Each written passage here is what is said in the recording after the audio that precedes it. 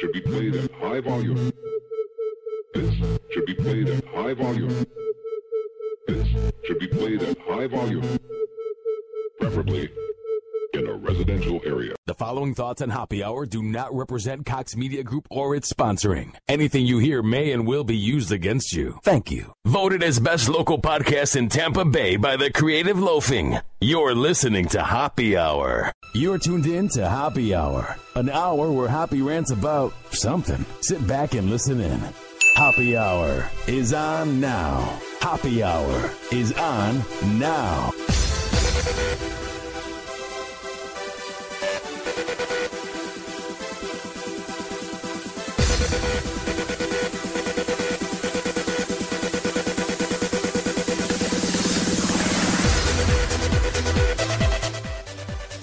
Yo, what up? This is Happy Hour. I am your host, Ryan Hoppy. For the next hour, my goal in life is to change the way you think about things. For the next hour, I want my opinion to expand your mind. But first, it's not too hard to get into contact with me.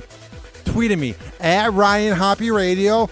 And if you have the Hoppy Radio app in the Google Play or iPhone shop, you can hear all 100 interviews I've done since July, and you can also chat me live on there when I'm doing the show live.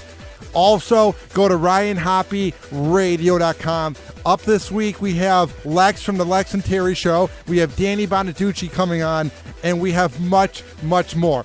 But this guy that's on the phone line is one of the OGs when it comes to the Hoppy Radio brand.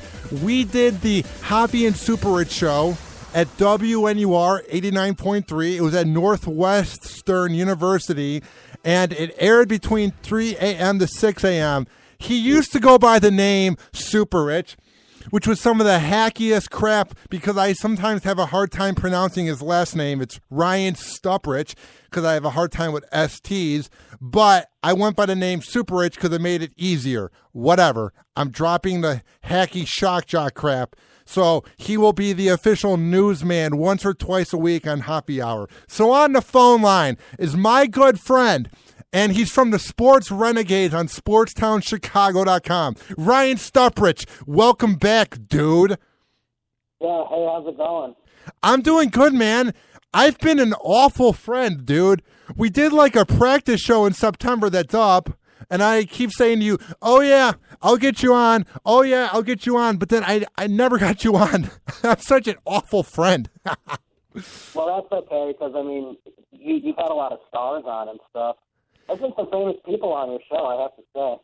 Yeah, dude, it's amazing what happens when you reach out to people, because me and you, I've actually had 140 interviews, and me and you conducted about 40 of them because we used to do the show on SportsTownChicago.com at the radio school we went to. People don't really realize how much of an impact our show, The Friday Sports Riot, did. Super Rich, Ryan, even though it was an online show, we had people from 670 to Score, ESPN 1000, 87.7 The Game, and every other market, ESPN Radio, Yahoo Sports Radio, Sirius XM.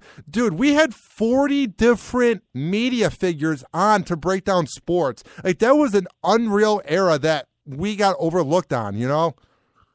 Oh, yeah, I definitely agree with that. I mean, we had people from all over the country that called in and talked about sports in their cities. We had somebody in Colorado, somebody in Washington, D.C., somebody in Seattle. I mean, it was all over the place.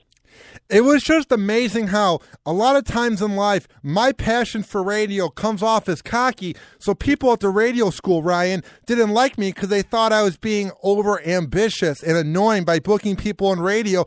But that's how you got to make it in this business. You have to get your name out there. You know what I mean? Right, for sure. So before we get into the news and we have you read the news, the old show, it was called Super Rich News, but I've got rid of that whole nickname crap. Before we get into you reading the news for us, describe your show and what you want to do in radio. Ryan Stuprich. All right, so, our show is a sports show that me and Ryan Ritzke do, and it's every Thursday from 6 to 8 p.m. It's called Sports Renegades. We just sort of talk about, everything that's going on in sports, just the most the best stories from the week and everything. And, we also have some guests call in. Nobody that famous necessarily, but we have some guests call in every week usually. So, yeah, it's pretty good. Now, for people who aren't into sports, or for people that listen to sports radio but they don't know what show to listen to or they're burnt out by it, why is your show any different, Ryan? Our show is different because we have a lot of opinions on different things, and sometimes we don't have, like, the popular opinion. And, another thing that also works for our show is me and Ryan Risky, sometimes we don't agree on every topic, and that just makes for a better show because, if you don't agree on a topic, then that can spew out a whole conversation, which would be good for everyone to listen to. Because a lot of people don't know, Ryan, that most of what you see on the sports networks, obviously they've made it farther than me. Obviously they've made it farther than you so far. Obviously they have the talent and the looks to be on TV. But a lot of people don't get that those shows where they're just yelling at each other and they're just not agreeing with things, half the time they're just said, okay, you don't like LeBron, you like LeBron, go. So that's what I don't like about sports journalism in 2016 is it's all fake crap for ratings. You know what I mean? Yeah, I definitely agree with that because, and you can especially see it like on shows like First Take on ESPN. It's all fake. It's all written up. And, they know the argument that they're going to take before they're on the air. It's stupid. So that's what I like about your show. And what I liked about the show that me and you did, I'm not going to brag. We're not going to pound our chests here. But we did a show that aired on the Chicago radio market. We did a show, Hoppy and Super Rich, from about January 2014 to November 2014. And basically, I got hired on my first radio job. Basically, Ryan, they said, you're our bitch. You're not allowed to do anything else. You can't say goodbye to the show you've done for 10 months. Welcome to Cleveland. Right. Yeah, that was pretty much the way that it was described to me. Like, basically, I was told, you can't do anything on the side, Hoppy. You're basically a member of the show. Everything you've worked for and done to get here, bye-bye. So it was weird because I couldn't even do a send-off show. We were on at Northwestern University, and dude, we didn't even go to that school. We weren't even in the running. I got a 16 on my ACT. We went to a radio school, and I had so much potential on LinkedIn. People saw what I did that I got invited to go on Northwestern Radio, which is heard in Chicago on WNUR 89.3. So that's why I'm having you on the show right now, is because I'm trying to build a team around me while having it be my show. And wouldn't you agree that we had something special when me and you did that show during prime time, 3 to 6 a.m. on Sunday mornings? Yeah, it was pretty cool because the calls we would get sometimes obviously would be very strange. I remember the one call we had, I think it was in October with that. She was definitely a crazy lady. She called and she was very strange. But there were some other calls too. But it was just cool to have a show on the radio, because not a lot of people after school actually consider that, hey, actually we're on real radio and not just like internet radio or, the stations at the school. And what was fun about our show too, Ryan, was that our whole thing was we played throwbacks, the classic music for our generation, the good old millennials. We played our throwback music, and we would switch off in between rants of 20 minutes for each segment. That's how long our rants usually went. Right. I would play a throwback of hip-hop, and then you would play what you like Blink-182 or something. And that's what made our show good, is we had people that called in to a radio show in the Chicago radio market having requests. Wasn't that one of the most surreal things, was that people actually cared? Yeah, it was weird because I think it's just because we were so unique and different. Obviously, there wasn't a show like ours on that station. I don't think there's a show like that in radio, because nobody's that outspoken in 2016 because we're all uptight pussies. And frankly, we haven't really accepted the fact that songs from 2006 are classic hits, Yeah, that's true. It's sort of like every 10 years, the songs sort of, especially the ones that are really popular and everyone knows, they get it's it's better with time, sort of. Yeah, it's one of those things where when you're a kid, you don't really appreciate the greatness of them franchise boys. Yeah, well, I don't know about that, but yeah. All right. Next on Happy Hour. Super Rich, I sent you the prep for the show today, and the first article is about Sam Smith, as he had to quit Twitter, dude. No. It wasn't that he tweeted something that was edgy. No, Super Rich, or Ryan, I mean. It wasn't that he tweeted something racist. He tweeted an inaccurate fact. And here's the deal. Ryan, this is a case of people being self-entitled. This is a case of everybody being uptight douchebags that want credit. And I get that in 2016, Ryan, we need gay rights. I get that it's fantastic that gay marriage is allowed. But the problem, Ryan, is now the LGBT community feels entitled. You know what I mean? Because it says here, Sam Smith quits Twitter after his acceptance speech at the Oscars sparks outrage as he inaccurately claims that he's the first openly gay man to win an Oscar. Now, Ryan, what do you think the moment would be like if you were to win an Oscar? Do you think if you were the first openly gay man in your mind to win an award, would you say it? I mean, to me, before we get into the article, I don't know why we're mad.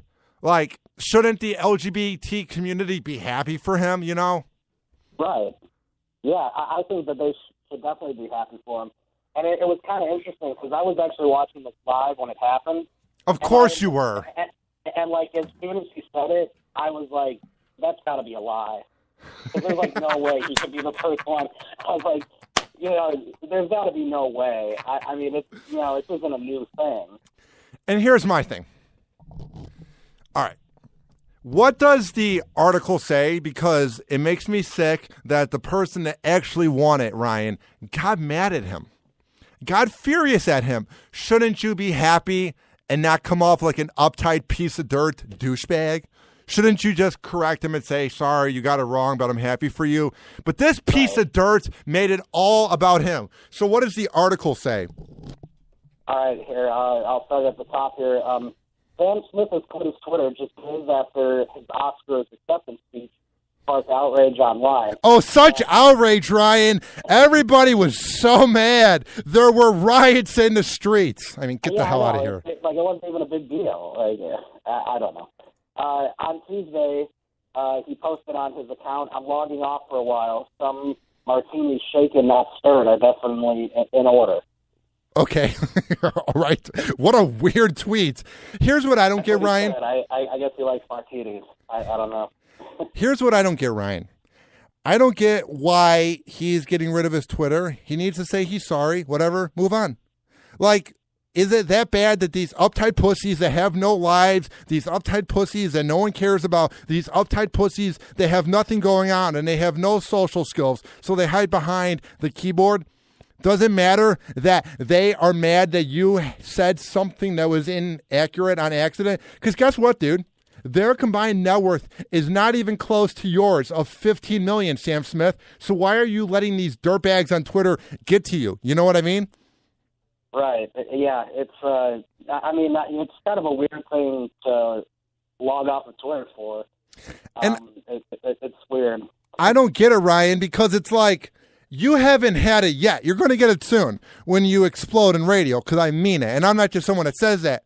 I chose you to be on the show for a reason.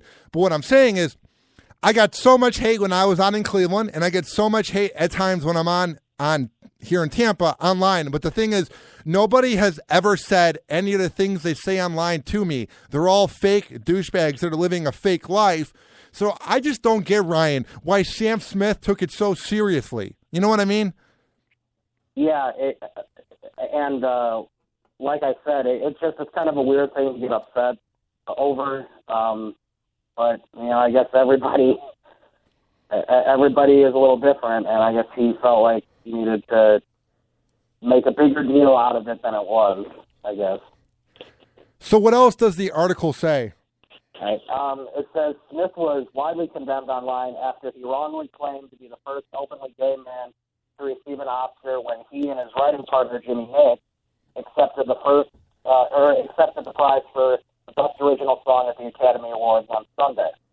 And so then he sent out this tweet, "I'm logging off for a while. Some martini shaken, not stirred, are definitely in order," which is just kind of a weird tweet.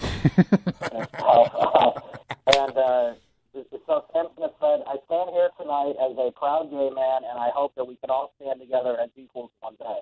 All right, there you go. It wasn't like he was making it about him. He was making it about equal rights.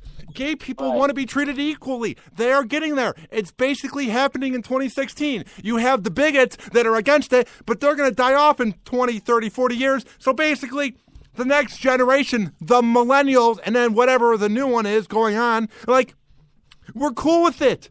So I don't get why people are mad that he said one fact that was wrong. He's making it about the community. He's not making it about himself. So if anybody in the LGBT community or any of these people online that were mad that he got one fact wrong, I want to see you win an award. But you have no talent, so that would never happen. But I want to see you go up there and try to make a speech. I want to see you try to make an impact on this community. You uptight, arrogant pricks.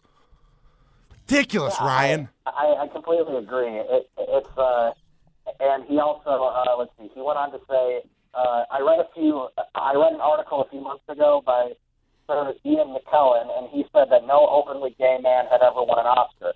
If this is the case, or if it's not the case, I want to dedicate this to the LGBT community all around the world. And that's the weird thing about this, because he said even if it's not the case. So he was like saying, even if I'm wrong about it, he wants to dedicate it to the LGBT community.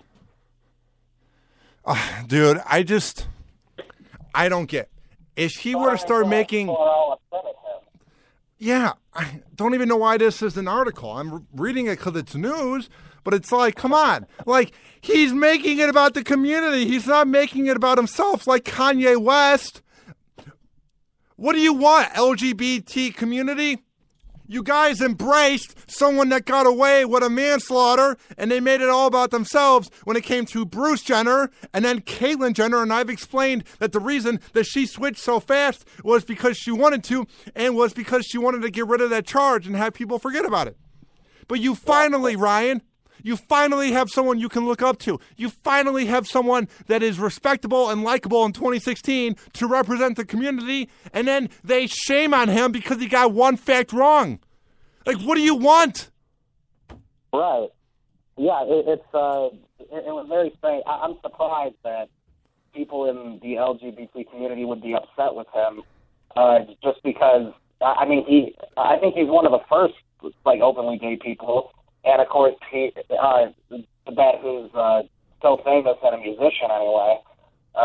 He's pretty famous, and he's probably already done a lot for the community. And for them to get mad at him just for stating a fact that happened to be wrong, it's time to get over it.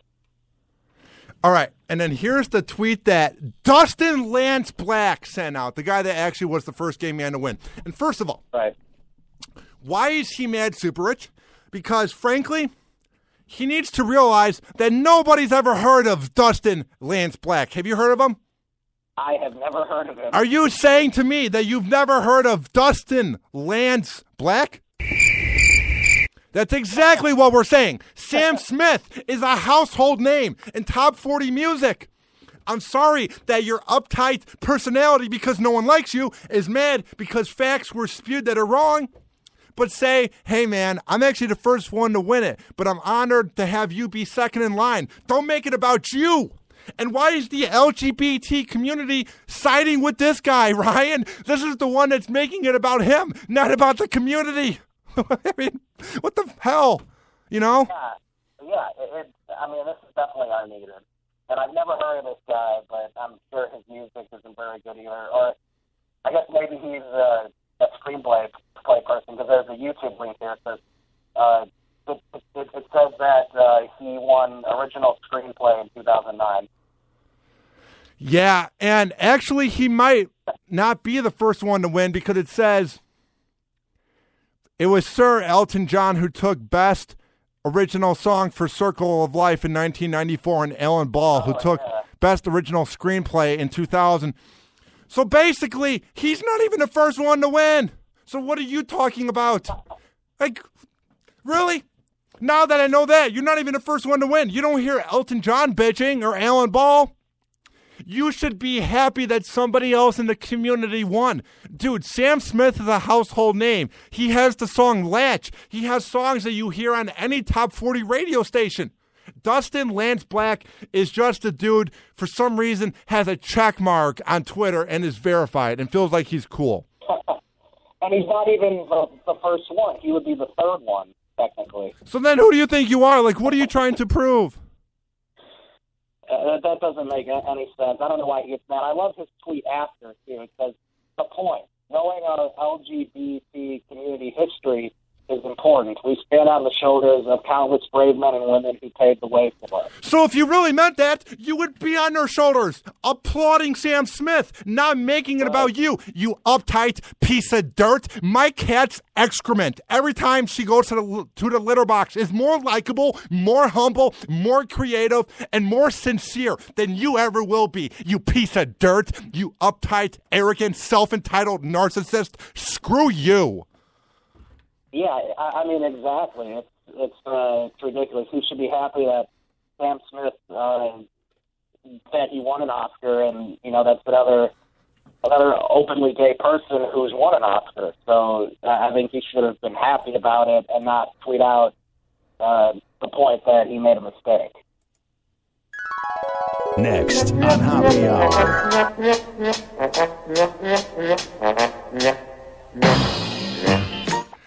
Oh, Ryan, do you remember this music? I do. I remember this all the way back from Friday Sports Riot. It drove everyone nuts. So here's what's coming up next on Happy Hour as Ryan Stuprich is live. Subway pedophile Jared Fogle gains 30 pounds after just 3 months behind bars. And we will find out what he ate and more. Ryan, if they want to tweet you and they want to add you on Twitter, what's your name? At Ryan Stuprich, Stuprich. And mine's at Ryan Hoppy Radio. If you're listening live, chat us via the Spreaker app or online. We will be right back on Happy Hour. After this, hang on.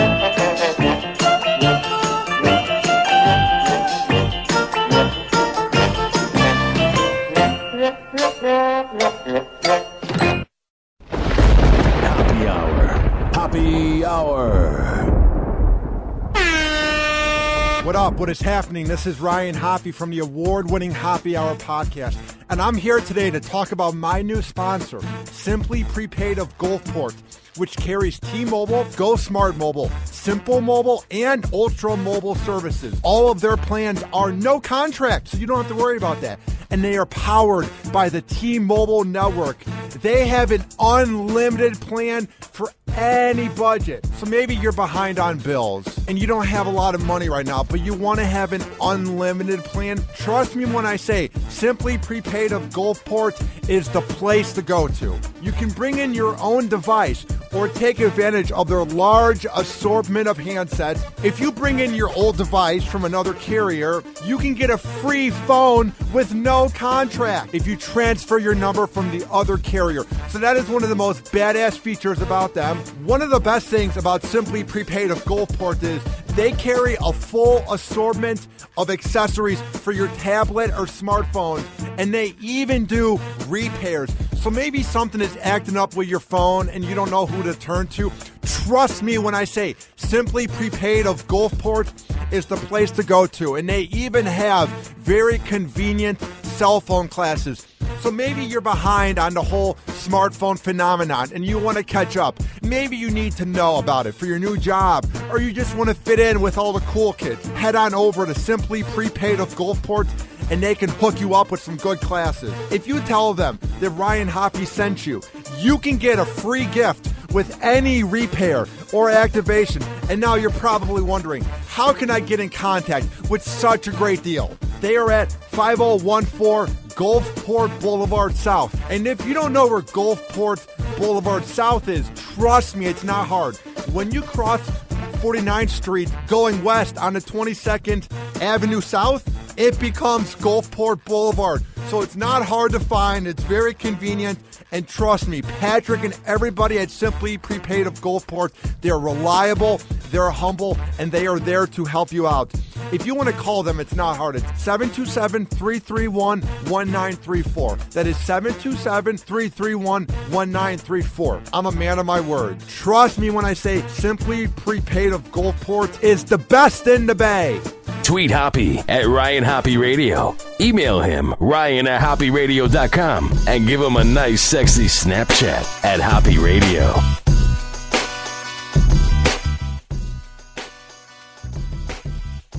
All right, welcome back to Hoppy Hour. I am your host, Ryan Hoppy. We have so much to get into. And as I said, my show is a mix of me ranting about the news by myself, me interviewing comedians, and radio hosts. But I also want to bring back my team from the old Hoppy and Super Rich show when we did it at Northwestern University. So on the phone line is Ryan Stuprich, who was known as Super Rich back in the day. What's up, dude? How's it going, man? I'm doing good, man. It felt good to have you on back for that segment we did on Sam Smith saying on accident that he's the first gay man to win. Like, I felt like we were back at WNUR. It's just different because you're about 1,700 miles away. Yeah, that's true, but at least you got the nice weather. It just snowed here last night. We got like 3 or 4 inches. Fuck that, dude. You know how miserable and how depressed and how moody and how uptight that weather made me? Do you remember the days that we'd be doing the show and at 3 in the morning when we would get there, it wouldn't be snowing, but at like 5:50 when we'd be getting to the car, I would just be yelling? Yeah. Oh, my gosh. And, of course, we were right on Lake Michigan, too. Yeah. So we got the worst of the snow.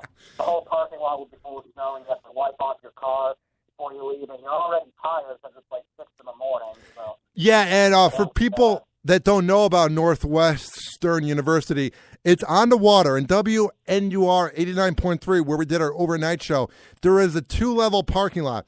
And the second level parking lot's right by this little miniature beach in Evanston.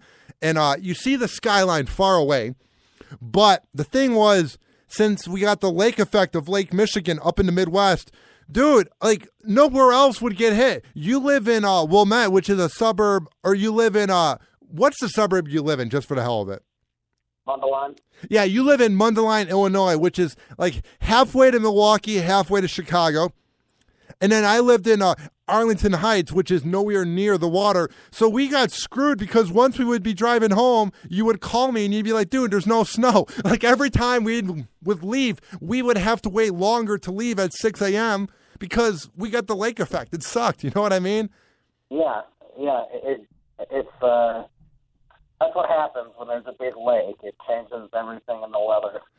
What do you think of the cold weather? I don't know, man. I've never been happier since I got out of there. Living in Cleveland was cool. I had friends there, but living in Cleveland was horrible because I never saw the sun. Like, dude, I don't know if you just kind of are content or you get used to the cold weather, but I burnt out, man. I couldn't take it.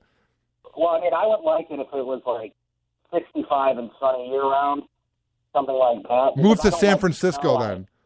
Yeah. I mean, San Francisco would be a great place, or something like Seattle. I think it gets a little colder in Seattle, but yeah, those would be nice places. I don't hate the cold nearly as much as you, because I know you really hate the cold. Yeah, and it was weird too. Our old co-host, the sidekick Ryan Risky, who I'll have on Hoppy Hour too. God bless him. It'd be like -5 out. He'd just be walking around with his shirt on, no jacket, and he would never catch a cold. It was bizarre. Yeah, I always have to wear like a jacket because I always feel like I'm going to get sick if I don't.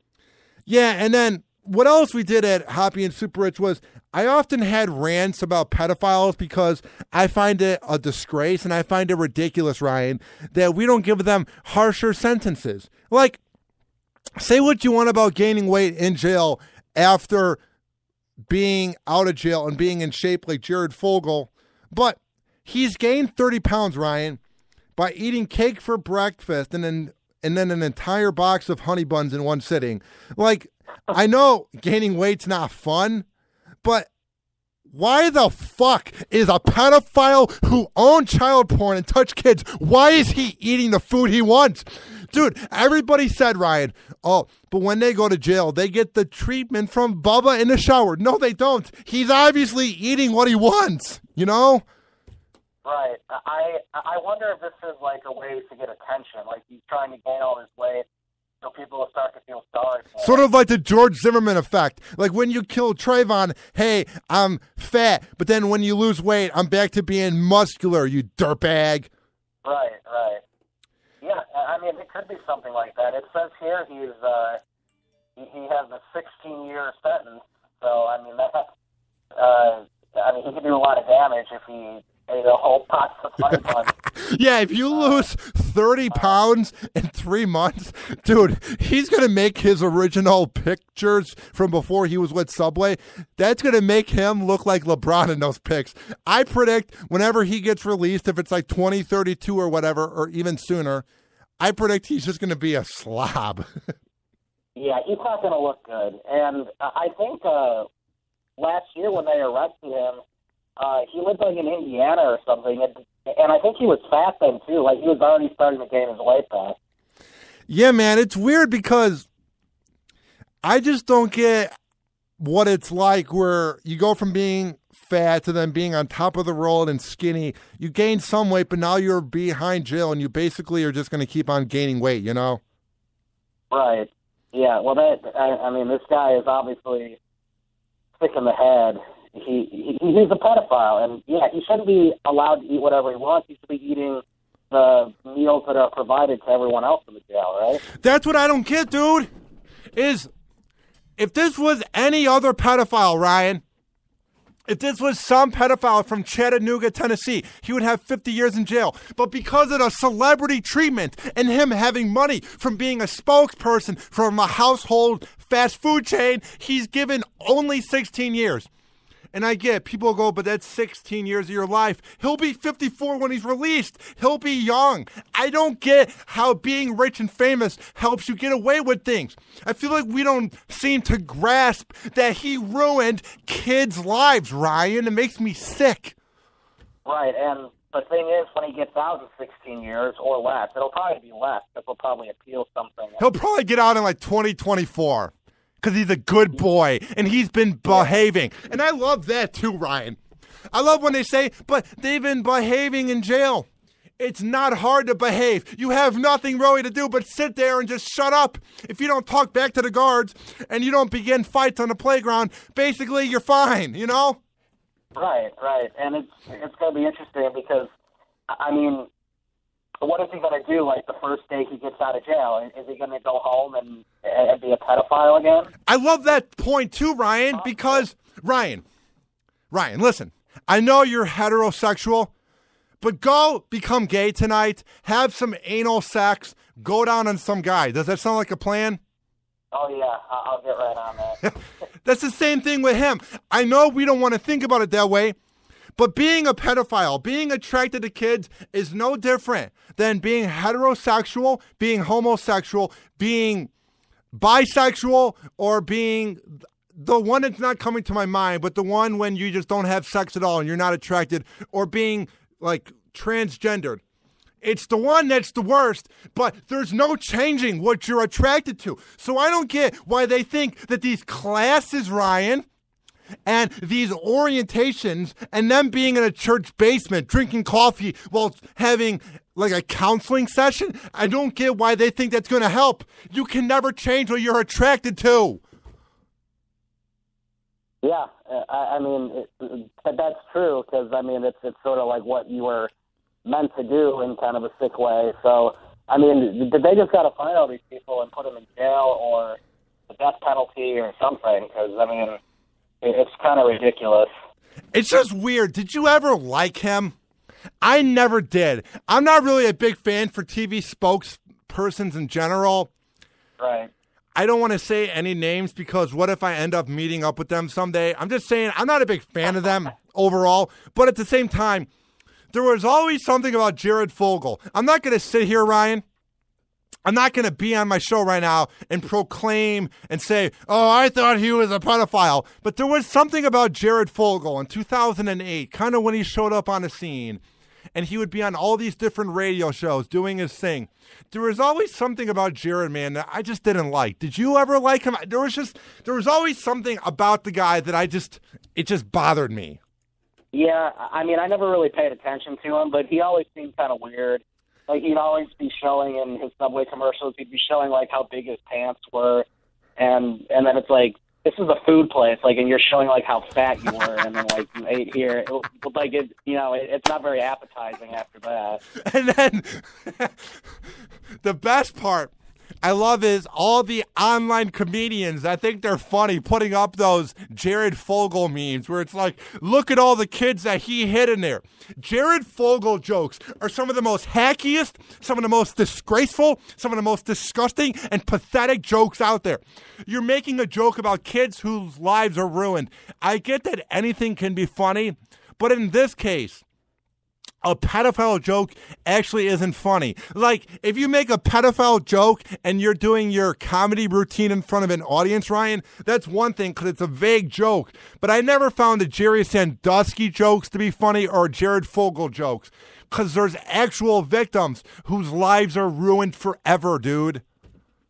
Right. You agree with me? Yeah, I definitely agree with you. I mean, it's something that should be taken more seriously, obviously. And, just the fact, I feel like maybe he thought he could, like, he'd be able to get away with it because of the popularity. But, obviously somebody told the authorities of what he was doing, and and then he got caught. It says here, too, that he has become a target for verbal and physical abuse from the other inmates. What I love, too, is, they're giving him a cell by himself or they're giving him the treatment. Obviously, he's getting treatment if he's getting honey buns and cake that he wants to eat. So if he's getting that, what's preventing them from giving him a cell by himself or they're protecting him from the inmates? If you're not going to give every pedophile the death penalty, like I've said on any show I've ever been on, and if you're not going to give them more time, let them get their ass beat. You know what I mean? Right. Yeah. Yeah, exactly. It's like that guy. He was a really sick guy in Wisconsin. He killed like 8 people and kept them like in a freezer or whatever. Oh, Dahmer. And and he got killed in jail like a couple months after he was in there. What I love too was he got killed while like praying. He was like kneeling at the altar or something, and they just cut off his head. It's like, see ya, bitch. Right. Yeah. I mean. I don't think we should be worrying about what happens to Jared Fogle in jail, but that's his problem. Yeah, that's basically how I feel overall. But you agree with me. Before we move on, you basically agree that once a pedophile is found guilty, I feel like we need to have different rankings, but people like him, people like Sandusky, any of these pedophiles, I know that there's just one life, and I get that it's a life, man, but I feel like sometimes we don't really think about how traumatic it is to the kids. So what I'm getting at is, Ryan, once they are found guilty, they should be killed immediately in the death penalty room. You agree with me? Yeah. I mean, I think overall I agree with that. It's just very interesting. It's kind of a waste of space for these people to be staying in jail when they could just be dead. And, somebody who's like robbed a bank or something can go in and take his place. You could not have said it better, dude. Next on Happy Hour. All right. Before we get up on out of here, Ryan, I don't get the hate that Kanye West gets. By no means, Ryan, is he a role model. By no means is he likable. But I don't get why, if people hate him so much, Ryan, why they are covering him on the front page of every major news sites, Ryan. You know what I mean? Yeah, well, that's the thing. It's because anytime you see the word Kanye, you're going to get clicks on that site. Or, it's clickbait. Everyone's going to read it. Yeah. It definitely is. And, Yeah, it's weird, and then of course that makes him feel like he's more popular than he. That's what I'm saying. If Really people don't like him, Ryan, ignore him. I don't get it. Then what I love too is you have these middle-aged douchebags that do a band in their garage, and they think they're so edgy and grungy, and they're about 52 years old, and they don't get rap music, and then they say that he has no talent. What the hell is talent overall? First of all, listen to me. Was Kiss really that good? Was Led Zeppelin really that good? Talent is subjectable. You know what I mean? Every generation likes what they like. Our grandparents didn't like what our parents like, and now it's vice versa. I want to see any of these fat, middle-aged douchebags that are in a cover band. I want to see them try and rap like Kanye. Kanye's not just like some rapper that has one or two hits. Dude, he's been around since 2004. The Dropout, The Graduate. Dude, he's had so many hits, and he's been in so many songs with people. To say he doesn't have talent is a disgrace to music. Would you agree with me? Yeah, I mean, it's ridiculous to say that he doesn't have any talent because, I mean, you know, in the rap world, he's probably the most talented guy out there. He's definitely the most popular. Everyone knows him. Everyone likes his music. There's not there's not too many people, especially young people, who don't not like his music. Like, he's got a lot of good songs and everything. So it's, you know, and these people that don't really know anything about music are just saying that he's not talented. You know, although he sure seems like he's talented. He's one of the most famous people in the world. I love Kanye, dude. He cracks me up. I love how mad people got at the petition that he didn't even create, saying, I need money, I'm broke. I thought that was genius. I know he had his hands in it, but I just don't get why people get so mad at him. Like, do you think when you tweet mean things at him or you say outrageous things on the radio, do you think that affects Kanye West? Do you think he goes home, lays in bed with Kim, and he's just so distraught over it? Or do you think it pumps him up, he goes to the gym, and then he bangs the hell out of his wife? To me, Ryan, I think it's the second one. I would say so. All right, so here's what the headline says before you get into it. It's from the Daily Mail. It says, exclusive. Woo, wow. So exclusive. Even though this is something that you would probably assume if you knew that Kanye West had a stepfather. It says Kanye West's stepfather reveals how the jealous and disobedient wannabe rapper wrecked his relationship with his mother and wouldn't even walk the dog genius. Well, first of all, I tweeted at the guy who wrote this article. His name is Shekhar Bhatia, or Bahatia, whatever. And he's from Chicago, Illinois, and he writes for the Daily Mail. I sent him a tweet. He has like 400 followers. My cat's turd could get more followers. What I don't get is I sent him a tweet saying, can you explain why Kanye West is a wannabe rapper? And I think he assumes that no one was going to ever look him up. I don't get how a guy who has about 12 hits and a guy whose net worth is about $100 million and a guy who has more of a net worth than his horrible wife, I don't get how that makes him a wannabe. I thought that was such lazy journalism. And if I were the Daily Mail and I were the one that approved of this headline, you should be ashamed. Like, what's a wannabe rap star? Like, that's an opinion. Like, even if you're the worst rapper out there, like, let's say A$AP Rocky or Future Ryan, the guys with the auto-tune voice, they're rappers that make money. There's no such thing as a wannabe. A wannabe is a guy who does rap at some nightclub in Orlando and can't even sell out the room. You know what I mean? That's a wannabe. When you are a household name, there's no such thing as being a wannabe rapper. You dumbass, you disgrace of a journalist. Shekhar Bhatia.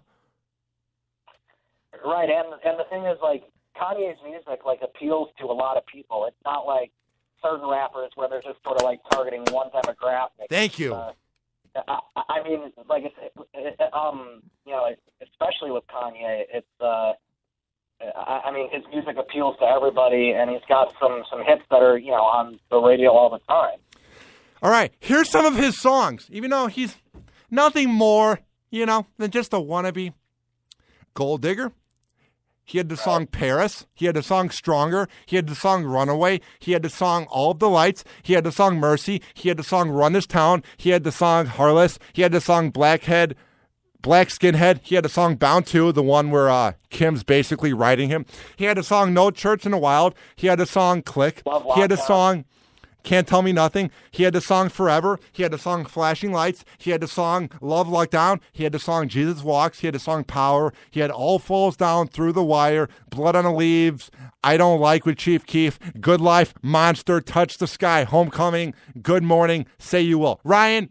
But yeah, Shekhar, Badia, whatever the hell your name is, he's nothing more than a wannabe, even though I just named off 20 songs, and that's not all of them. He has slow jams, too. He's nothing more than a wannabe, Ryan.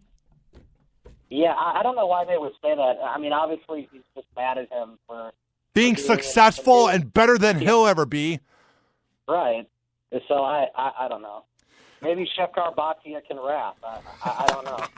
Could you imagine if he's a rapper that just is down on his luck and never got his big break, but when you hear Shekhar rap, he just kills the room? Hey, well, then I guess he'd be able to write this article. Somehow I don't think that's the case. All right, so what does the article say here? All right, so he is known for his outrageous and egotistical proclamations, claiming he will run for president and that he is now the greatest living artist. I love that. It's funny. I know he's not likable. I know if I met him, he wouldn't be cool to me, but I love that he's running for president. I mean, he'd be better off than that piece of shit, Ted Cruz. I mean, come on. He'd be better than a lot of them. I think he'd be better than almost all of them. Well, maybe not Clinton because she has experience in Bernie, but he'd be better than Trump. He's no different than Trump. He's more successful than Trump. Trump has like 9 business ventures that failed. Did you see that rant with John Oliver? He exposed him. I did see that, yeah. Everything he touches fails. Like, I'm not saying Kanye West is smarter than Trump. He probably isn't, but he's equivalent. He's the hip-hop version of Trump. He's a narcissist. He's a sociopath. He's got an ego. He thinks he's better than everyone. Like, he's no different, you know? Right, and what's wrong with an artist thinking that he's the best artist in the world? I mean, wouldn't that make him have really good music, and that would make him, try really hard to make really good music? Ryan, we need to start hating on Michael Jordan then, because he thinks he's the best in the world. We need to begin hating on Derek Jeter or LeBron James, Because how dare you think you're the best? I know I'm not the best podcast yet, but I would like to think that I'm up and coming. You would like to think that you're up and coming in the sports world. Oh, how dare he have high confidence in himself, even though he's obnoxious. You know what I mean? Yeah, exactly. I definitely agree with that. There's nothing wrong with having the confidence that Kanye has. So what else does it say here in this article? So it says, now the Daily Mail can reveal that Kanye West's self-centered behavior began at an early age, and it helped wreck his mother's relationship with the man who welcomed Dr. Donda West and her son into his home and tried to be a father figure to the teenager Kanye West. And it says, I guess his name is Willie Scott. He told the Daily Mail that Kanye's continued refusal to do any chores or obey his simple rules led him to ask his girlfriend to leave his home after living together for 4 years. Here's what I don't get. I've never been through a divorce because my mom and dad never got divorced. You haven't either. But I would have to think that it's a two-sided street here. I feel like when a stepfather comes into the house, I feel like it's hard to listen to his orders. And it's like, why is this even news? Like, we all know that the guy is pretty much a douchebag, Kanye West. So obviously the guy's got an ego. Obviously he was real close to his mom. Like, sorry, dude, that no one knows who you are, Willie Scott, Right. And let's see, it says Scott and he and Kanye's mother, Donda, an English professor, split over the refusal to control her son in his home, and that the couple even sought professional help to try and save their 6-year relationship. Apparently, Kanye was the reason why this fell apart. Yeah, let's blame it on the kid and not blame it on the the two adults here. Because I bet you were so good in bed. I bet you were such a good communicator. I bet you were so much fun to be around, Willie Scott. If you're an uptight douchebag that's doing this in the face of Kanye's success because you want some attention on you, you dirtbag, ridiculous.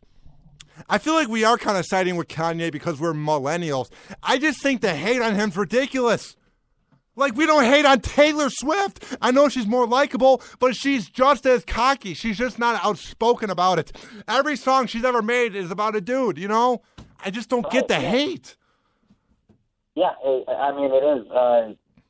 That's a good example, too, especially because, Kanye and Taylor Swift have had feuds over the years, too.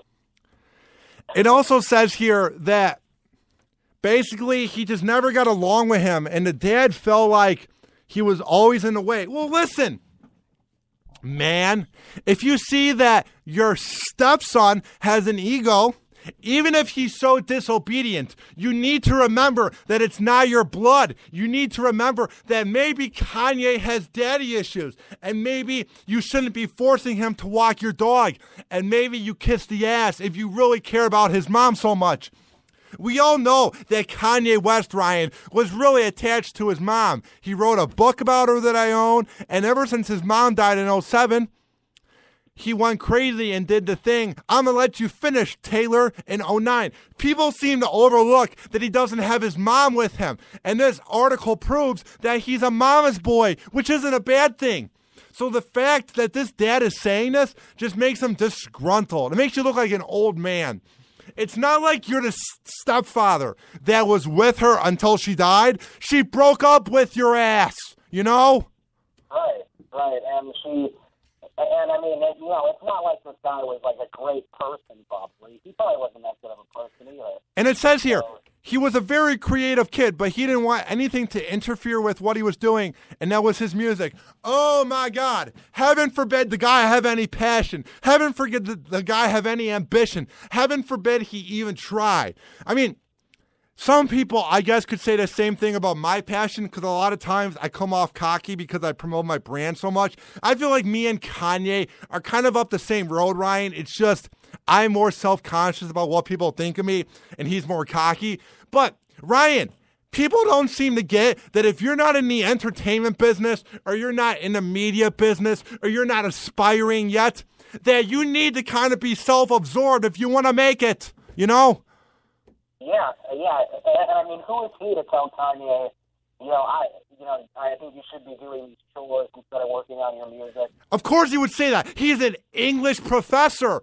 I kind of get the vibe that when you're a professor, you're not really agreeing with your stepson for going into rap music, even though it's not your blood, so you have no reason to rip on this 20 years later, you douche, you uptight old man. You agree with me, Ryan? It's not even like a relative saying this. It's a stranger, pretty much. Here's what I think. I think this wannabe, this loser, this out-of-touch writer known as Shekhar Badia, I think he knows this guy somehow, or he knows somebody that knows him.